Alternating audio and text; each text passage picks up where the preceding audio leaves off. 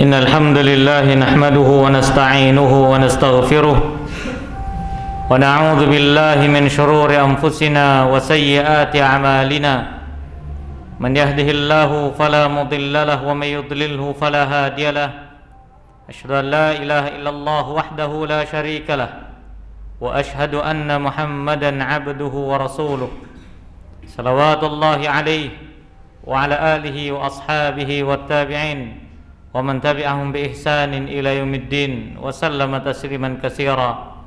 قال الله تبارك وتعالى في القرآن الكريم: يا أيها الذين آمنوا اتقوا الله حق تقاته ولا تموتن إلا وأنتم مسلمون. يا أيها الناس اتقوا ربكم الذي خلقكم من نفس واحدة وخلق منها زوجها وبث منهما رجالا كثيرا ونساء واتقوا الله الذي تساءلون به والأرحام إن الله كان عليكم رقيبا. يا أيها الذين آمنوا اتقوا الله وقولوا قولا سديدا يصلح لكم أعمالكم ويغفر لكم ذنوبكم ومن يطع الله ورسوله فقد فاز فوزا عظيما. فإن أصدق الحديث كتاب الله وخير الهدى هدى محمد صلى الله عليه وسلم وشر الأمور محدثاتها فإن كل محدثات بدعة وكل بدعة ضلالة وكل ضلالة في النار. أما بعد معاشر المسلمين, jamaah sidang salat Jumat rahimani wa rahimakumullah. Marilah kita senantiasa bertakwa kepada Allah Subhanahu wa taala dan meningkatkan takwa dengan sebenar-benarnya, menjalankan segala hal yang telah Allah perintahkan dan menjauhkan diri dari perkara-perkara yang telah dilarang. Hakikat dari takwa bukan sekedar terucap di lisan, bukan sekedar hanya hayalan belaka, akan tapi diwujudkan dengan anggota badan berupa ketaatan kepada Allah Subhanahu wa taala dalam segala hal. Ma'asyiral muslimin rahimani rahimakumullah. Ada sebuah hadis yang mulia dari sahabat yang mulia Abu Musa Al-Ash'ari, diriwayatkan pula oleh Abu Ayyub Al-Ansari radhiyallahu taala anhu. Abu Ayyub Al-Ansari berkata, "Ja'a rajulun ila Nabi sallallahu alaihi wasallam." Telah datang seorang laki-laki kepada Nabi sallallahu alaihi wasallam. Faqal, kemudian ia mengatakan kepada beliau, "Idni wa aujiz." Berikanlah kepadaku nasihat, akan tapi persingkatlah dalam memberikan nasihat tersebut. Laki-laki ini minta kepada Nabi sallallahu alaihi wasallam nasihat yang ringkas lagi singkat. Apa kata Nabi sallallahu alaihi wasallam? Beliau memberikan nasihat kepada laki-laki itu. Beliau mengatakan, "Idza qumta fi salatika fasalli salata muwaddi'in." Apabila engkau berdiri untuk salat, maka salatlah engkau sebagaimana salatmu yang terakhir. Salatlah engkau sebagaimana salatmu yang terakhir. Wala takallam bikalamin ta'tadiru minhu ghadan. Dan janganlah engkau berbicara dengan suatu ucapan yang mana kelak engkau meminta uzur atau meminta maaf kepada orang itu. Kemudian kata Nabi yang ketiga, wajma'il ya'sa mimma fi aidin nas. Dalam riwayat yang lain disebutkan wajma'il iyasa mimma fi aidin nas. Dan cukupkanlah dirimu untuk tidak melihat dan tertarik terhadap apa yang telah Allah berikan kepada mereka berupa kenikmatan. Hadis ini diriwayatkan oleh Al-Imam Ibnu Majah dan Al-Imam Ahmad bin Hanbal rahimahumullahu taala, dan derajat hadis yang hasan lagi sahih. Ma'asyiral muslimin rahimin rahimakumullah. Nasihat yang pertama dari Nabi sallallahu alaihi wasallam adalah seputar salat. Karena kunci dari kebaikan kehidupan seorang muslim adalah pada salatnya. Jika salatnya baik, maka baiklah semua perkaranya.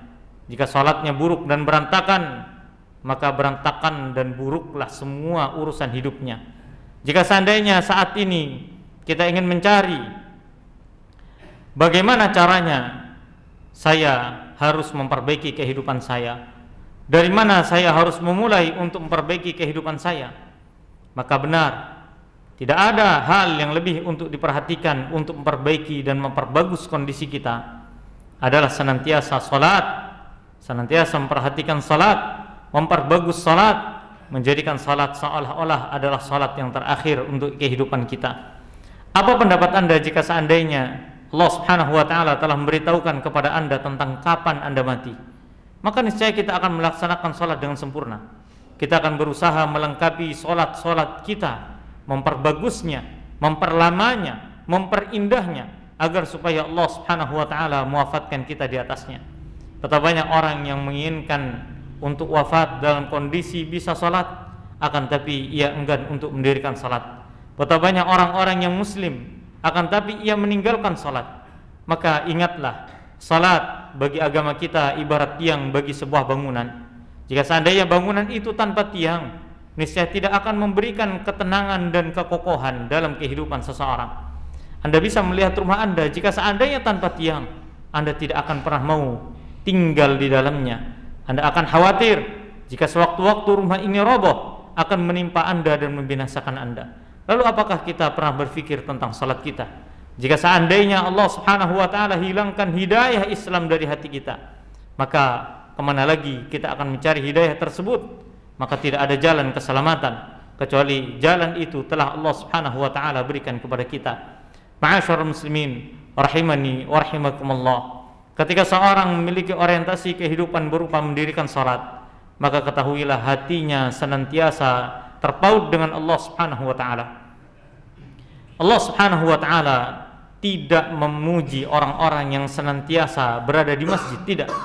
Akan tapi yang Allah Subhanahu wa taala puji adalah orang-orang yang ketika ia sibuk dengan urusan dunianya, kemudian Allah panggil untuk mendirikan salat, ia bersegera untuk salat. Ia bersegera untuk salat, ia tinggalkan semua urusan dunianya. Apalah arti kepentingan dari urusan dunia kita jika seandainya hal itu tidak memudahkan kita untuk salat?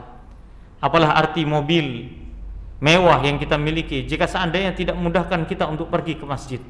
Apalah arti kendaraan-kendaraan yang mahal jika seandainya hal itu tidak memudahkan kita untuk pergi salat? Apalah artinya kesehatan, waktu luang, harta, segala macam berupa nikmat Allah jika seandainya tidak memudahkan kita untuk mendirikan salat? Ingatlah Nabi sallallahu alaihi wasallam bersabda, "Awwalu ma yuhasabu bihil 'abdu yaumal qiyamati salatuhu." Yang pertama kali akan ditanya oleh Allah Subhanahu wa taala pada hari kiamat kepada seorang hamba adalah salatnya. Jika seandainya baik, maka ia akan mendapatkan kebaikan, dan jika seandainya buruk, maka ia akan mendapatkan akibat keburukan. Ma'asyiral muslimin rahimin rahimakumullah. Kemudian nasihat yang kedua dari Nabi sallallahu alaihi wasallam adalah wala takallam bi kalamin ta'tadiru minhu ghadan. Dan janganlah engkau berbicara dengan ucapan-ucapan yang suatu saat engkau menyesalinya, dan bahkan engkau meminta maaf kepada orang yang telah engkau sakiti dengan ucapanmu. Lisan adalah anggota tubuh yang tak bertulang, akan tapi menjadi sumber utama dari dosa-dosa yang dapat mengotori hati kita dan menghancurkan serta membinasakan kehidupan seorang. Nabi sallallahu alaihi wasallam bersabda dalam sebuah hadis yang ringkas, "Innal 'abda la yatakallamu bil kalimati yanzilu biha fin nar ab'ada ma bainal masyriqi wal maghrib." Kata Nabi sallallahu alaihi wasallam, sungguhnya ada seorang hamba yang ia mudah, gampang berbicara dengan suatu ucapan. Dalam hadis yang lain ada lanjutan, lam yulqi laha balan. Ia tidak memikirkan tentang ucapannya itu. Yang penting dia berucap dengan suatu ucapan yang ia inginkan. Lam yulqi laha balan. Dia tidak memikirkan apa akibat yang akan dia dapatkan. Maka Allah lemparkan ia ke dalam neraka jahanam yang mana dalamnya sejauh ufuk timur dan ufuk barat. Maka lihatlah azab bagi orang-orang yang senantiasa tidak menjaga lisannya. Ketahuilah keselamatan kehidupan kita di dunia dan di akhirat adalah pada lisan.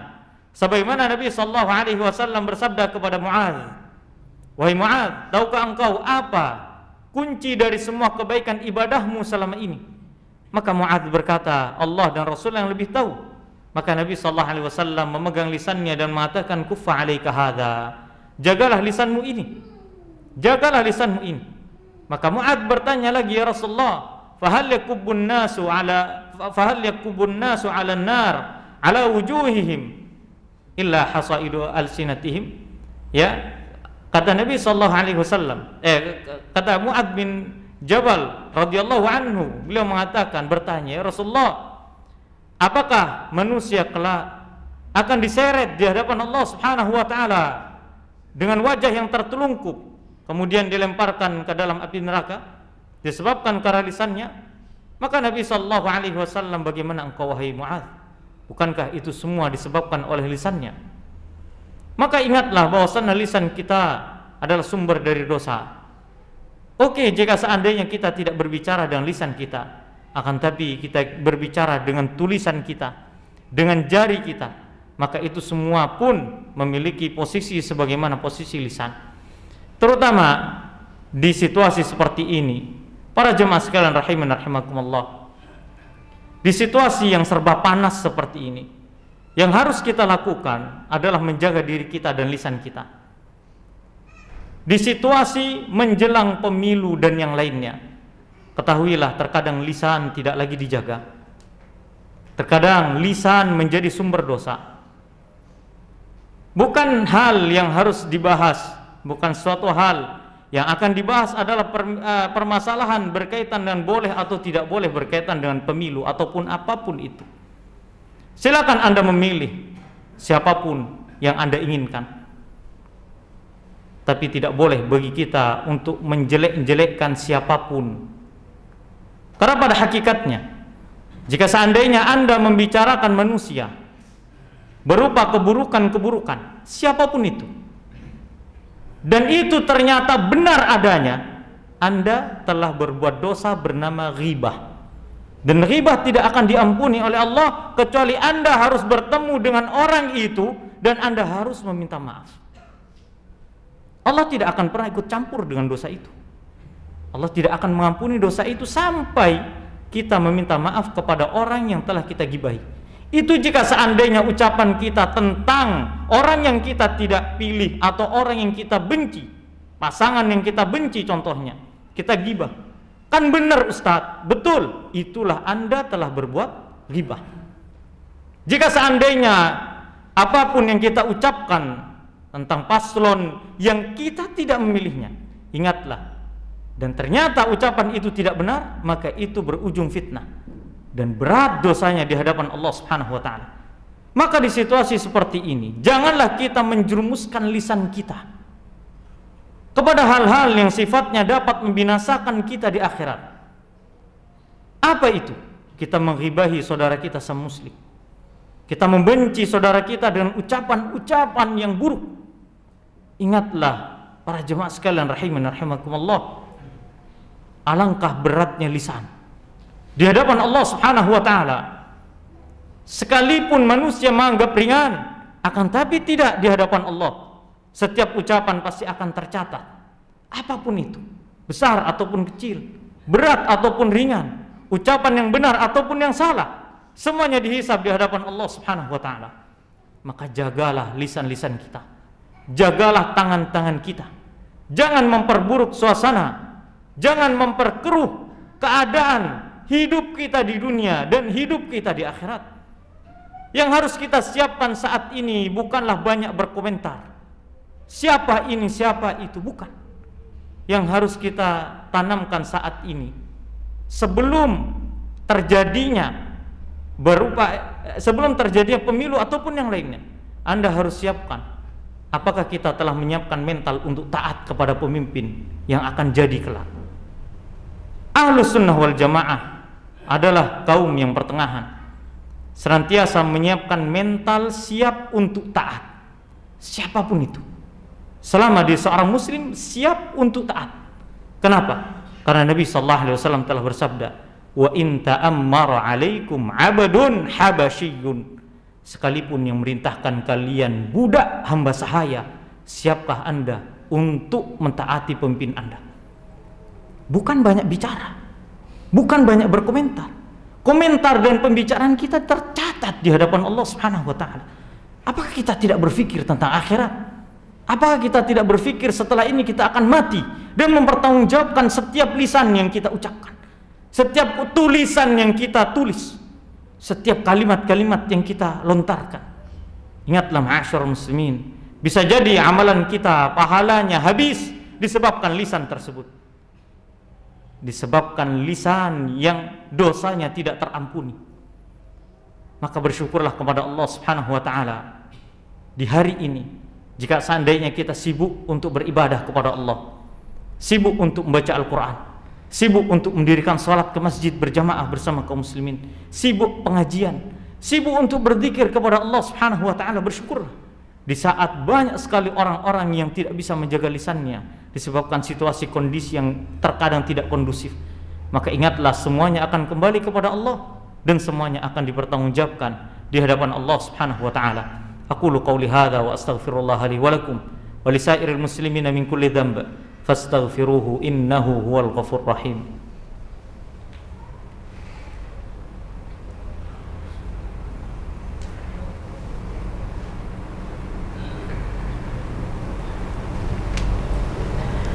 Alhamdulillah rabbil alamin wal aqibatu lil muttaqin wala udwana illa 'alal zalimin.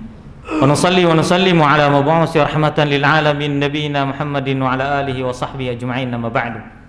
Ma'asyiral muslimin rahimin rahimakumullah. Kemudian yang ketiga di antara pesan Nabi sallallahu alaihi wasallam adalah bersikap qanaah dalam kehidupan. Mencukupkan diri dengan apa yang telah Allah beri. Karena sungguhnya Allah yang Maha memberi sedangkan manusia hanyalah perantara. Berharaplah hanya kepada Allah Subhanahu wa taala, tidak kepada manusia. Sumber kecewaan yang paling besar adalah ketika seorang hamba berharap kepada manusia. Ketika manusia berharap kepada sama manusia, apalah arti manusia? Manusia tidak akan pernah bisa memberi kepada kita berupa manfaat sedikit pun kecuali semuanya atas takdir dari Allah Subhanahu wa taala. Begitu pula manusia tidak akan pernah bisa mudaratkan diri kita sedikit pun kecuali semuanya atas takdir dari Allah Subhanahu wa taala. Dan semua ketetapan takdir telah Allah tetapkan dalam Lauhul Mahfuz. Hamba berjalan di atasnya sesuai dengan ketetapan Allah Subhanahu wa taala. Maka bersyukurlah pada hari ini dengan nikmat yang telah Allah beri, kesehatan yang telah Allah beri, nikmat harta, makan, minum dan yang lainnya. Nikmatilah hidup kita dan bersyukurlah kepada Allah dengan menghantarkan nikmat itu digunakan untuk beribadah kepadanya. Jangan pernah kufur terhadap nikmat Allah dan jangan melihat kepada kenikmatan orang lain. Sesungguhnya kenikmatan orang lain sama halnya dengan diri kita, sama-sama sementara dan suatu saat pasti akan lenyap. Kehidupan yang terbaik bagi seorang muslim adalah kehidupan yang penuh dengan kesyukuran. Ketika diberi nikmat ia bersyukur, dan ketika diberi cobaan ia bersabar. Ketika ia berdosa ia senantiasa kembali kepada Allah Subhanahu wa taala. Ketika lalai ia senantiasa beribadah kepada Allah. Kenikmatan seorang muslim tidaklah lebih daripada itu. Karena sungguhnya di akhirat apa yang kita ambil dari dunia pada hakikatnya itulah yang akan kita bayar berupa hisabnya.